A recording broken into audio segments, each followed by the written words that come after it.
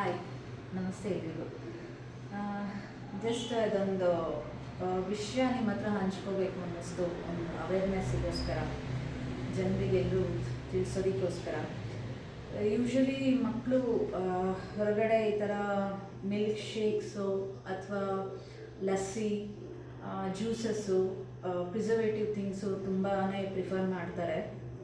So ಅವರಿಗೆಲ್ಲ just ಒಂದು ವಿಷಯನ ಹೇಳ್ಕೋಬೇಕು ಅಂದ್ಕೊಂಡೆ. ಇದು ಯಾವುದೇ ನಾರ್ಮಲ್ ಮಿಲ್ಕ್ ಶೇಕ್ ಅಲ್ಲ, ಇದು ಕೆವಿನ್ಸ್ ಮಿಲ್ಕ್ ಶೇಕ್. ನಿಮಗೆಲ್ಲ ಗೊತ್ತಿರುತ್ತೆ, ಇದು ಬ್ರ್ಯಾಂಡ್ ಒಳ್ಳೆ ಬ್ರ್ಯಾಂಡ್ ಇದೆ ಅಂತ, ಕೆವಿನ್ಸ್ ಮಿಲ್ಕ್ ಶೇಕ್ ಅಂತ. ಇದು ತಂದು ಇನ್ನೂ ಒಂದು 15 ಡೇಸ್ ಆಗಿದೆ ಅನ್ಕೋತೀನಿ. ಈ ಥರದ್ದೆಲ್ಲ ನಾನು ಪ್ರಿಫರ್ ಮಾಡೋದಿಲ್ಲ. ಯೂಶ್ವಲಿ ನನ್ನ ಮಗ ತೊಗೊಂಡು ಬಂದು ಒಂದು 15 ಡೇಸ್ ಆಗಿದೆ.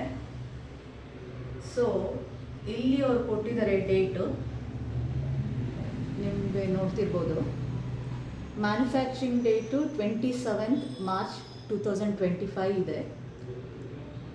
ಯೂಸ್ಡ್ ಬೈ 22/12/2025, 22 ಡಿಸೆಂಬರ್ 25 ಇದೆ. ಇದು ಈ ಥರ ಇದೆ. ಇದು ತಂದು ಒಂದು 15 ದಿನ ಆಗಿದೆ ಅಷ್ಟೇ. ಇದು ತೋರಿಸ್ತೀನಿ ನಿಮ್ಗೆ ಹೇಗಾಗಿದೆ ಅಂತ.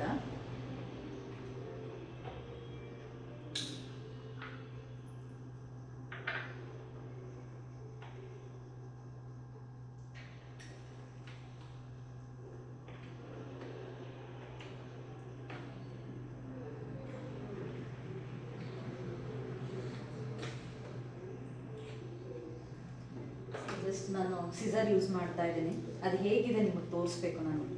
ಸೊ ಅದೊಂದು ಇದಕ್ಕೆ ನಾನು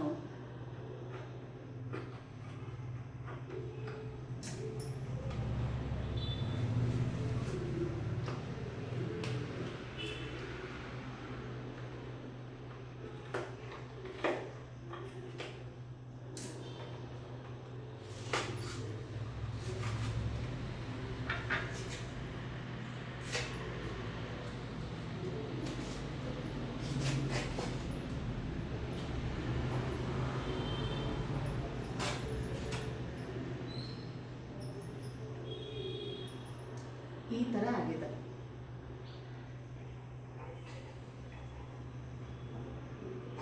ನೋಡಿ, ಅದು ಬರ್ತಾನೆ ಇಲ್ಲ. ಆ್ಯಕ್ಚುಲಿ ಮಿಲ್ಕ್ ಶೇಕ್ ಹೇಗಿರಬೇಕು ಇದು ನೋಡಿ.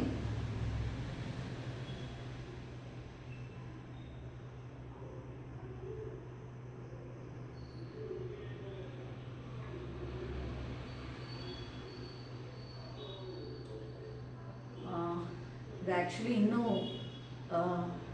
ಒಂದು 60% ಇತ್ತು. ಹಾಳಾಗಿದೆ ಅಂತ ಹೇಳಿ ಅವನ್ನೆಲ್ಲ ಚೆಲ್ಲಿಬಿಟ್ಟು, ಎಲ್ಲ ಅದನ್ನು ಫುಲ್ ಕೆಳಗೆ ಚೆಲ್ಲಿಬಿಟ್ಟು ಇಟ್ಟಿದ್ದ. ನಾನು ಎಲ್ರಿಗೂ ಗೊತ್ತಾಗಬೇಕು ಅಂತ ಹೇಳಿ ಜಸ್ಟ್ ಇದನ್ನು ಈ ವಿಡಿಯೋ ಮಾಡ್ತಾ ಇದ್ದೀನಿ. ಇದು ಸ್ಮೆಲ್ ಕೂಡ ಅಷ್ಟೇ, ಸ್ಮೆಲ್ ಕೂಡ ನೋಡೋಕ್ಕಾಗ್ತಾಯಿಲ್ಲ.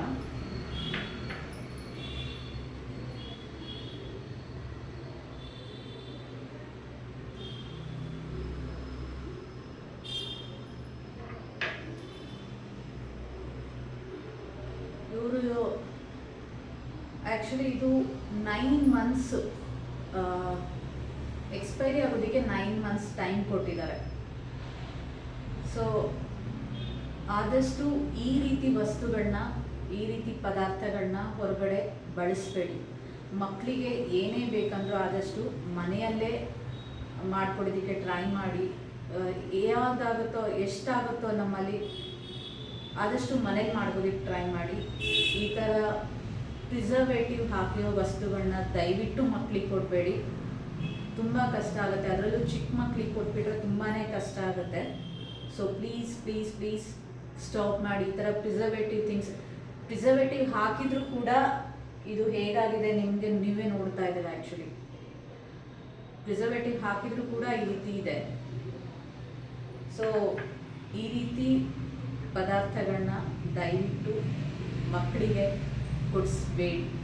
ಎಷ್ಟೇ ಹಠ ಮಾಡಿದ್ರು ಕೊಡಿಸ್ಬೇಡಿ. ಇದೊಂದು ವಿಷಯನ ಹಂಚ್ಕೋಬೇಕು ಅಂತ ಹೇಳಿ ಅಷ್ಟೇ ನಾನು ಈ ವಿಡಿಯೋ ಮಾಡಿದೆ.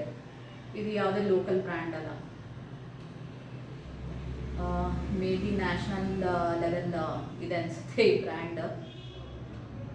ಇದರ ಪರಿಸ್ಥಿತಿ ಹೀಗಿದೆ. Thank you.